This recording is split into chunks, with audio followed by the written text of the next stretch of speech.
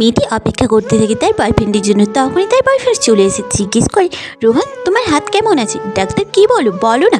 তখনই ছেলেটি বলে, তুমি চলে যাও এখান থেকে, আমার চোখের সামনে থেকে, আমি তোমাকে দেখতে চাই না বলেই দেওয়ালে ঘুষি মারতে শুরু করে। তখনই মেয়েটি কষ্টে ভয়ে সেখান থেকে পালিয়ে যায়। সেটি ঘুমিয়ে ঘুমিয়ে তাদের সুন্দর কাটার সময়গুলির কথা মনে করে। তখন তার ঘুম ভেঙে যায়। তখনই সে নিজেকে চড় মেরতে থাকে পাগলের মতন, সব সময় সিগারেট খেতে থাকে। আসলে মেয়েটি কিছুদিন আগে তাকে ঠকিয়েছিল। তখনই ছেলেটি তাকে জিজ্ঞেস করে, তুমি আমাকে ঠকালে কেন? তখনই মেয়েটি বলে, আমি তোমাকে ঠকিয়েছি কারণ তুমি জানতে চাও, শুধু ভালোবাসায় কখনো জীবন কাটে না, জীবনে অনেক কিছু স্বপ্ন থাকে, সেগুলো পূরণ করতে জানতে হয়। তখনই ছেলেটি বলে, তাই ঠিক আছে, আজ আমি তোমাকে বলছি, তুমি সব কিছু পাবে কিন্তু কখনো ভালোবাসা পাবে না কারো। আমি ঠাকুরের কাছে এটাই প্রার্থনা করবো। তখনই ছেলেটির মা এসে তাকে দেখতে পেয়ে যায় সিগারেট খাচ্ছে। এই দেখে ছেলেটির মা তাকে চড়ক মেরে বলে, তুই আবার সিগারেট খাচ্ছিস?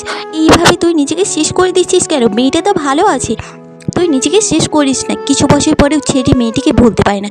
সে পাগলের মতন হয়ে রাস্তায় ঘুরতে থাকে। সত্যি মেয়ে হয়ে বলছি, কিছু মেয়ের জন্য আমাদের পুরো মেয়ে জাতিকেই খারাপ হতে হয়। আপনার কি মনে হয় কমেন্ট করে জানাবেন কিন্তু।